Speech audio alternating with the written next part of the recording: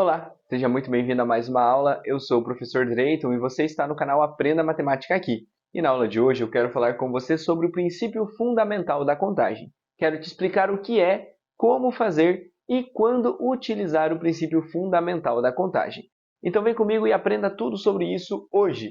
O princípio fundamental da contagem também pode ser chamado de princípio multiplicativo da contagem e pode ser abreviado com a sigla PFC é a sigla para Princípio Fundamental da Contagem. Para essa aula, quando eu falar PFC, você sabe que eu estou falando do Princípio Fundamental da Contagem, ok? Então vamos lá, mas professor, o que é o PFC? Gente, quando você tem dois eventos independentes que acontecem simultaneamente ou de maneira alternada, mas um evento não depende do outro, e você quer combinar o número de possibilidades do primeiro evento com o número de possibilidades do segundo evento ou dos outros eventos também, você vai utilizar o princípio fundamental da contagem. Eu vou te mostrar com um exemplo e vai ficar bem fácil para você. Olha só, lançando uma moeda duas vezes e observando a face virada para cima. Vamos registrar as combinações de resultados possíveis. Então, eu vou ter dois lançamentos, eu vou ter dois eventos que acontecem. O primeiro lançamento e o segundo lançamento. O resultado do primeiro não influencia no resultado do segundo, porque quando eu lançar a primeira vez a moeda, pode cair cara ou coroa. E, na segunda vez, se caiu cara, pode cair cara ou coroa. Porém, se caiu coroa no primeiro lançamento, pode cair cara ou coroa no segundo lançamento também. O total de possibilidades que nós temos é esse daqui. Esse daqui é o espaço amostral também, né, gente? Mas nesse caso aqui eu coloquei R para resultados possíveis. Vamos chamar cara de C e coroa de K. Então eu posso ter cara a cara, os dois lançamentos caíram cara. Eu posso ter cara ou coroa, o primeiro caiu cara, o segundo coroa. Eu posso ter coroa cara, o primeiro caiu coroa e o segundo caiu cara. E eu posso ter coroa coroa, os dois lançamentos aí foram iguais a coroa. Isso daqui que eu montei para vocês se chama diagrama da árvore. Professor, eu sempre vou precisar fazer esse diagrama de árvore aí?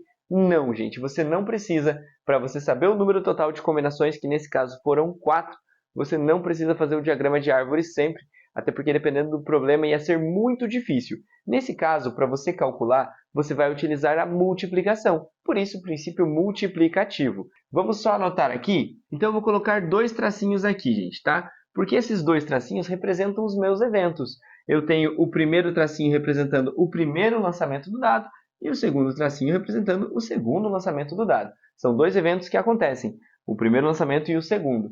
E qual que é o número de possibilidades que eu tenho para o primeiro? Eu não quero saber os resultados, eu quero saber o número de possibilidades. Nesse caso, eu tenho duas possibilidades para o primeiro lançamento, cara ou coroa. Então, eu vou colocar aqui o número 2.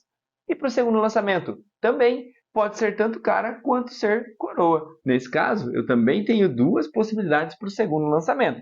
E agora, professor, o que eu faço? Gente, como um acontece e o outro vai acontecer, sempre quando a gente usa o conectivo e, a gente vai multiplicar. Então, 2 vezes 2 vai dar um total de 4 combinações possíveis, que são as 4 que nós temos aqui embaixo, ok? Ficou claro? Vou te dar mais exemplos, vem comigo, eu tenho certeza que você vai compreender. Vou pintar minha casa por dentro e por fora. Vou escolher uma cor para o interior e uma cor diferente para o exterior. Então, vou escolher uma cor para dentro e uma cor para fora. Dispondo de 8 cores. De quantas formas posso pintar minha casa? Isso daqui é um exemplo bem simples e bem fácil de PFC, gente. Olha só, eu tenho dois eventos. Como assim dois eventos, professor? Eu vou pintar a minha casa. Sim, mas eu vou pintar ela por dentro e por fora. E eu já especifiquei aqui que por dentro eu vou escolher uma cor e por fora eu vou escolher uma cor diferente. Então, eu tenho aqui a pintura da casa por dentro e eu tenho a pintura da casa por fora. Quantas opções de cor eu tenho para escolher a cor de dentro? Eu tenho 8 opções, ok? Então, eu tenho aqui 8 opções de cor para escolher a cor de dentro da minha casa.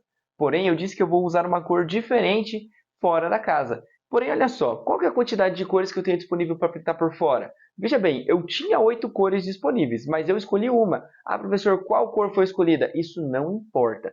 O importante é que eu tinha 8 opções, eu escolhi uma opção. E essa opção eu não posso usar de novo. Então, eu vou ter uma opção a menos para pintar por fora. Eu tinha 8 opções para pintar por dentro, escolhi uma aqui, então por fora eu vou ter apenas 7 opções. E agora, professor, Bom, gente, a gente está combinando esses dois eventos aqui, a gente vai multiplicar. 8 vezes 7 dá 56 possibilidades diferentes aí para a pintura da minha casa. Se eu pintar, por exemplo, de azul por dentro, eu posso pintar de amarelo, verde, vermelho, rosa, enfim, eu tenho outras opções de cores aí para pintar por fora. Nesse caso, são 56 possibilidades de combinações de cores aí. Olha só esse exemplo aqui. Uma lanchonete possui 8 opções de lanches e 5 opções de bebidas. De quantas formas diferentes posso pedir um lanche e uma bebida? Então, eu vou pedir um lanche e uma bebida. Só que se eu pedir um pastel, eu posso pedir qualquer uma das outras bebidas. Se eu pedir uma coxinha, a mesma coisa. Então, aqui a gente vai combinar dois eventos independentes. Vamos só colocar os eventos aqui? Eu vou colocar aqui lanche e aqui eu vou colocar bebida. Quantas opções, não é qual o lanche, mas quantas opções eu tenho? Eu tenho 8 opções de lanches. Quantas opções de bebidas eu tenho? Eu tenho 5. E agora, professor? Bom, como eu falei, se eu escolher um pastel, eu posso escolher qualquer uma das 5 bebidas. Se eu escolher uma coxinha, eu posso escolher qualquer uma das 5 bebidas. Então, eu tenho aí que combinar esses eventos. E um acontece e o outro acontece. Vamos multiplicar. 8 vezes 5 vão ser 40 combinações diferentes para esse probleminha aqui. Então, eu posso escolher de 40 formas diferentes um lanche e uma bebida dispondo dessas opções aqui, ok? Vamos aqui com mais alguns exercícios que são muito importantes e muito recorrentes, envolvendo o princípio fundamental da contagem. Não sai daí, vem comigo. Vou te mostrar PFC em mais 4 exemplos muito recorrentes e muito utilizados. Olha só o que a gente tem aqui.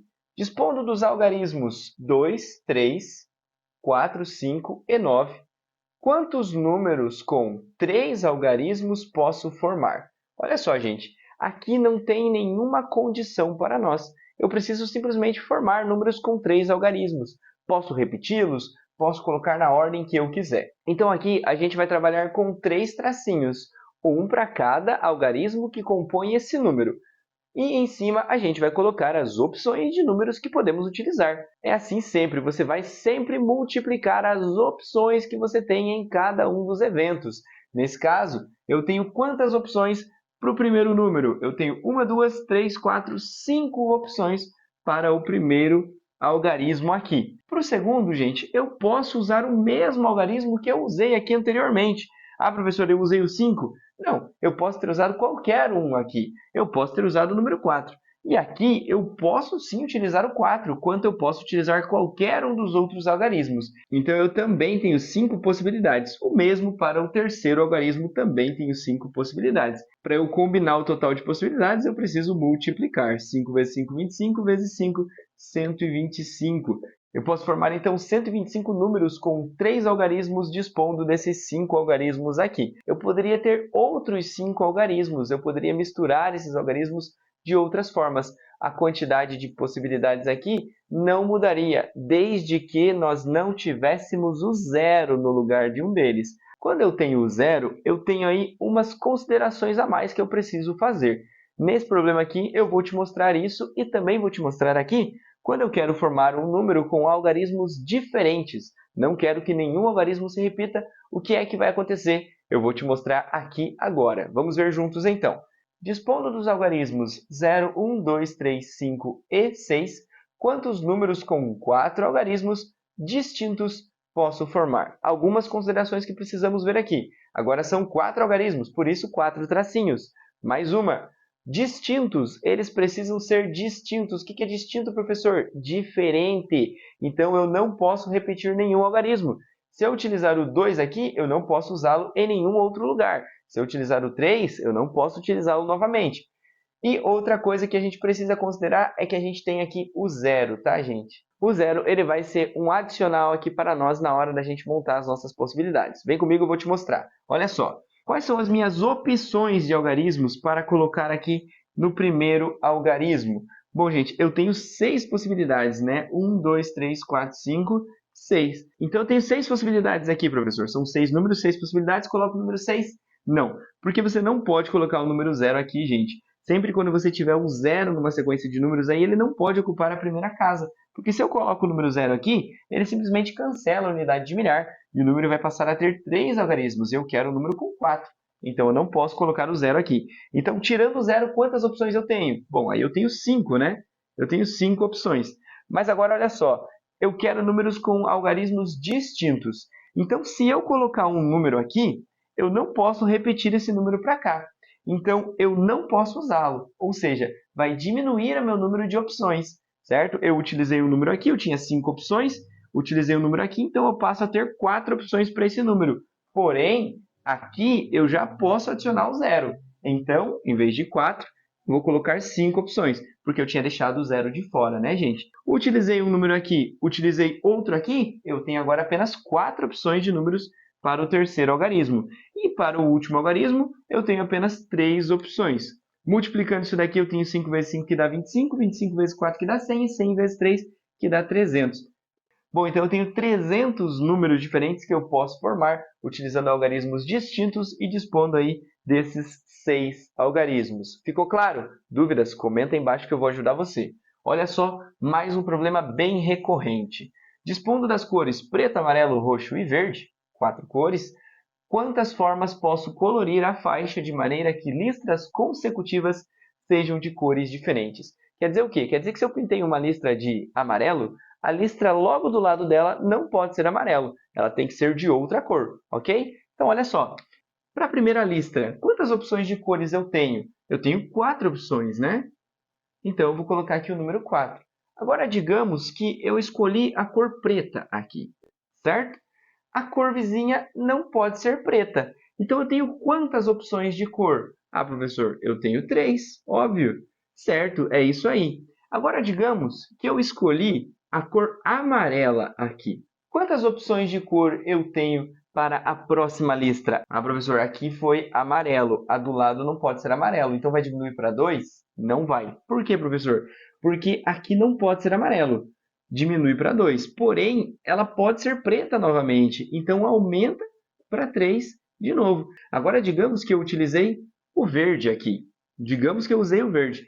Quantas opções de cores eu tenho para utilizar aqui? Bom, professor, utilizou o verde. Não pode ser verde a do lado. Verdade. Mas pode ser amarelo ou preta novamente. Então, eu tenho 3 opções. Pode ser tanto amarelo, preto ou roxo. Essa última listra aqui. E aí estão o total de opções que eu tenho. Eu tenho 4 opções para a primeira faixa, 3 para a segunda, 3 para a terceira e 3 para a quarta. Se eu quero combinar isso, eu vou multiplicar. 4 vezes 3 vezes 3 vezes 3. 4 vezes 3 dá 12, vezes 3 dá 36 e vezes 3 dá 108. Então, eu tenho 108 formas diferentes para pintar essa faixa utilizando essas cores disponíveis ali. Lembrando que eu posso simplesmente pintar a faixa de preto, amarelo, preto, amarelo.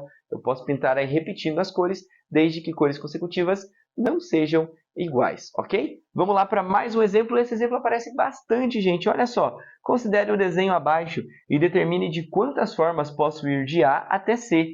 Vamos ver isso daqui juntos? Olha só, gente. O ponto A está aqui, o ponto C está aqui. Eu tenho que passar por B. Veja que não tem nenhuma estrada que ligue direto o A até C. Imagina que sejam cidades isso daqui. Eu tenho 3 estradas que saem da cidade A e vão até a cidade B. Eu tenho 4 estradas que saem da cidade B e vão até a cidade C. Quantas formas eu posso ir de A até C?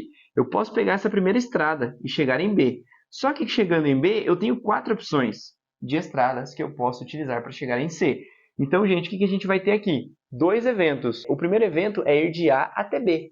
E depois, o segundo evento é ir de B até C. Eu preciso passar por B nesse caso, não tem nenhuma estrada direta aqui. Então, o primeiro evento, de A até B, e o segundo evento, de B até C. Quantas estradas eu tenho de A até B? Eu tenho 3 estradas, então eu tenho 3 opções que eu posso tomar.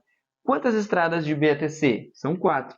Então, eu tenho 4 opções. Quero combinar, se eu vou combinar, eu vou multiplicar. 3 vezes 4 dá 12.